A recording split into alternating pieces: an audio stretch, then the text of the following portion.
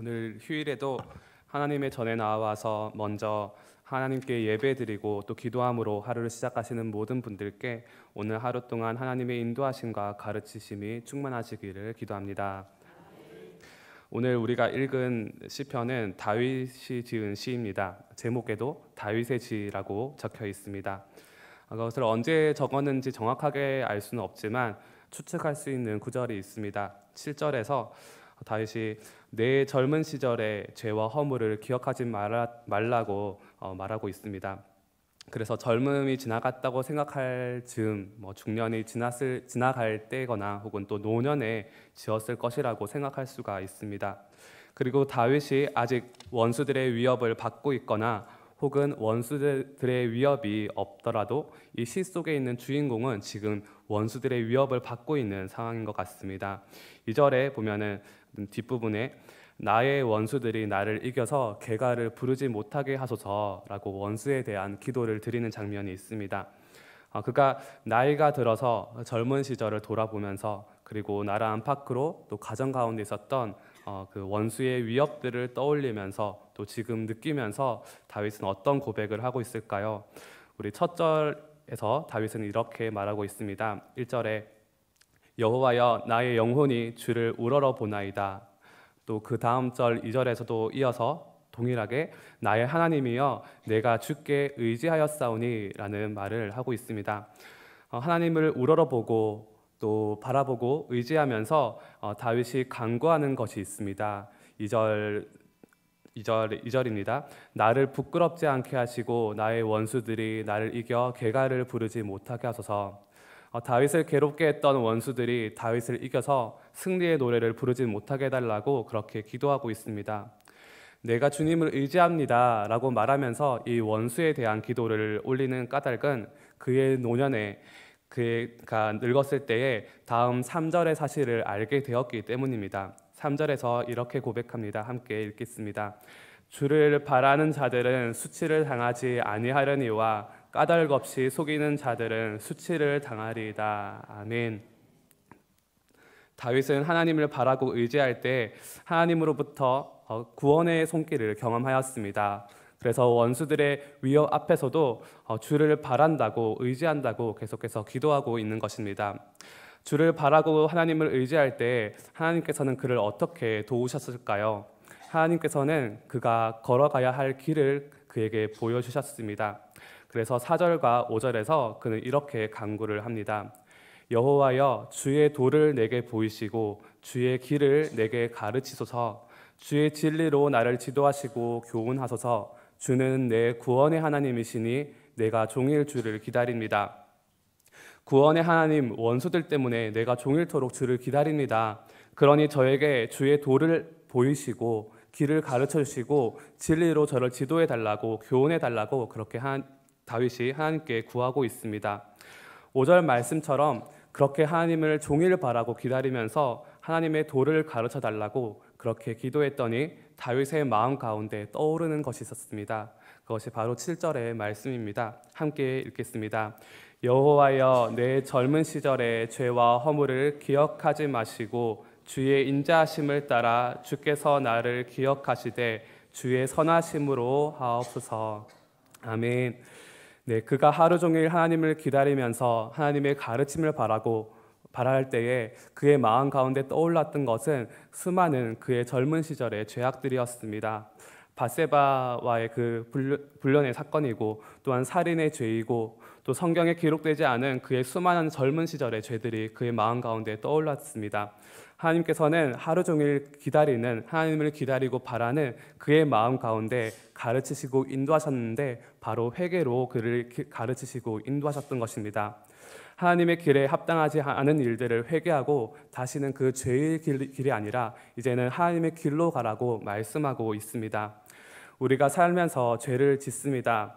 다른 길로 갑니다.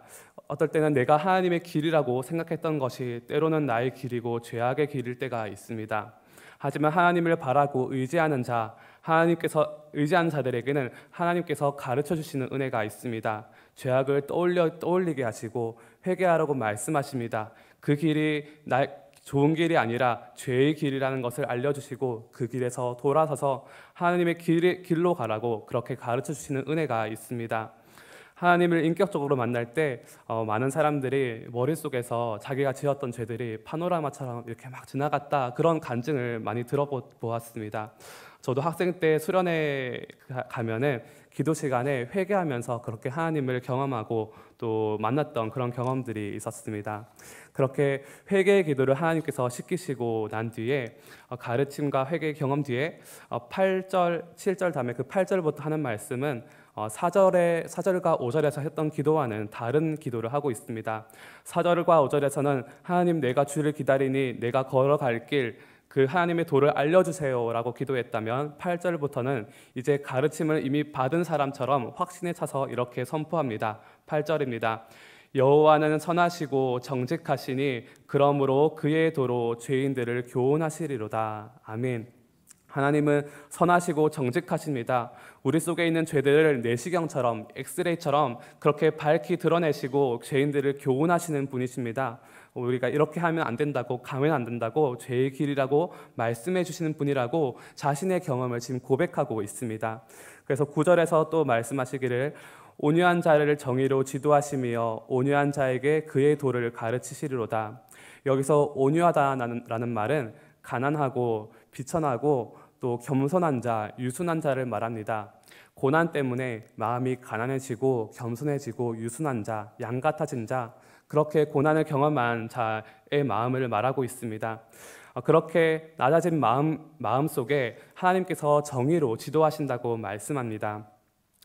원수 앞에서 다윗은 마음이 그렇게 비참해지고 낮아졌을 것입니다. 그렇게 원수의 고난 가운데 하나님께 부르짖지 않으면 안 되었습니다. 그래서 하나님께 부르짖고 내가 걸어갈 길을 알려달라고 그렇게 물었을 것입니다. 우리가 잘 아는 말씀 예레미야 33장 3절에 이렇게 말씀합니다. 너는 내게 부르짖으라. 내가 내게 응답하겠고 내가 알지 못하는 크고 은밀한 일을 내게 보이리라.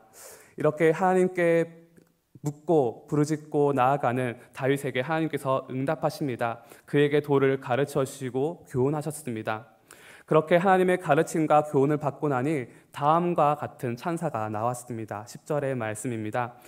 여호와의 모든 길은 그의 언약과 증거를 지키는 자에게 인자와 진리로다. 아멘.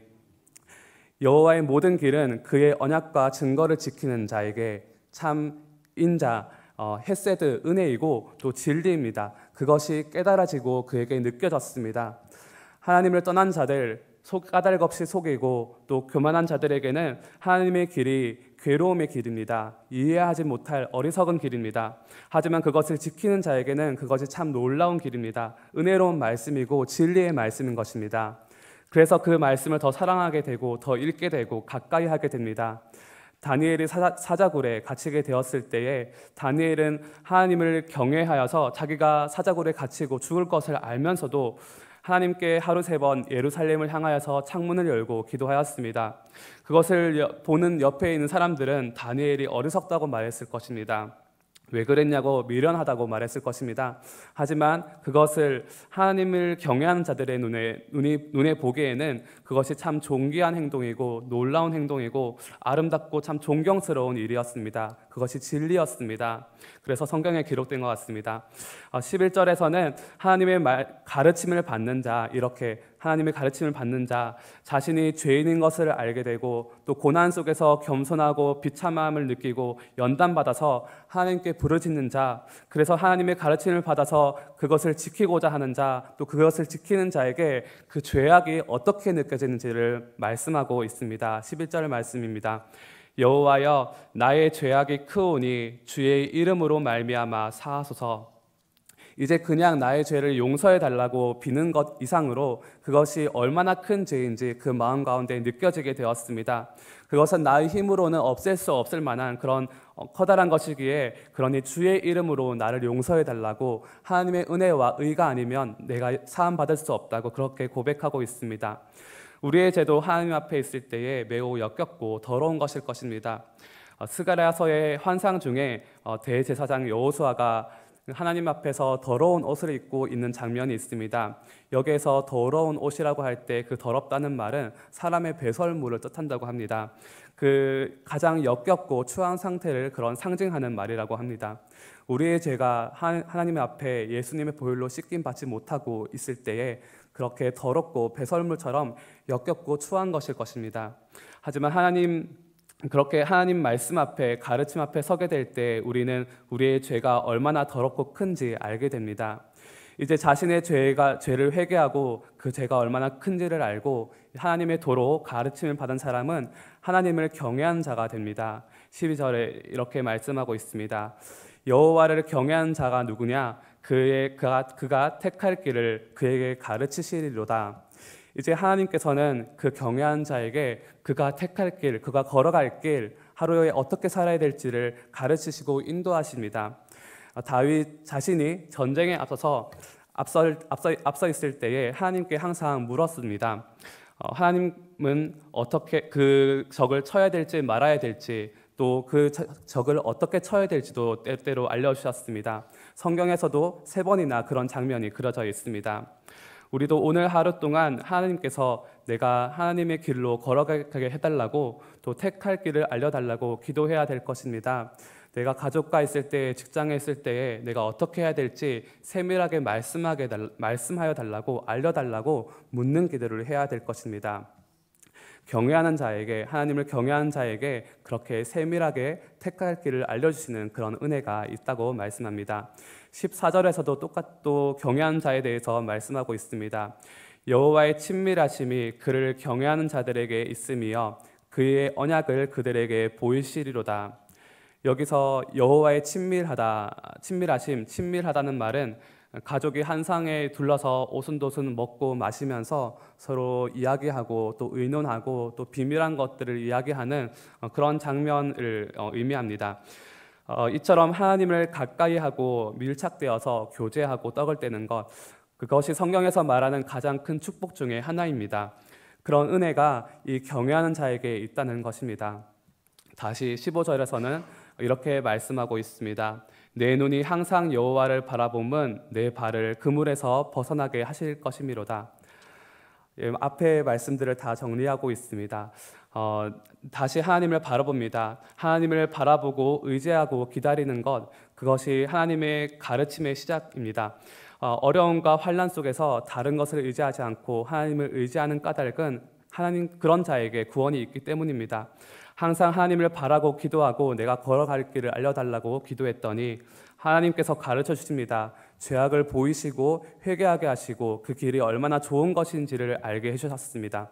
그리고 가르침을 받으니 내 죄악이 얼마나 큰 것인지를 알았습니다. 주의 이름만 의지해서 용서를 구하게 되었습니다. 그러고 그는 하나님을 경외한 자가 됩니다. 그는 하나님의 세밀한 인도하심을 받고 또 하나님과 친밀한 자가, 하나님과 친밀한 의논을 하는 자가 되었습니다. 가까운 자가 되었습니다. 15절에서 그렇게 하나님을 의지하고 바라보는 자, 그런 자에게는 그물에서 벗어나게 하신다고 말씀하십니다. 네, 우리나라가 원수들로부터 이렇게 둘러싼 것 같다고 위기라고도 말을 하기도 합니다. 내 가정이 그럴 수도 있고요, 내 직장이 또는 내 자신이 그렇게 느껴질 수도 있습니다. 하지만 우리가 그 모든 것에서 구원받을 길은 하나님을 의지하는 것입니다. 그래서 하나님의 가르침을 받는 것입니다. 그렇게 되어서 내가 하나님을 경외한 자가 되는 것입니다. 오늘도 대선이 있습니다.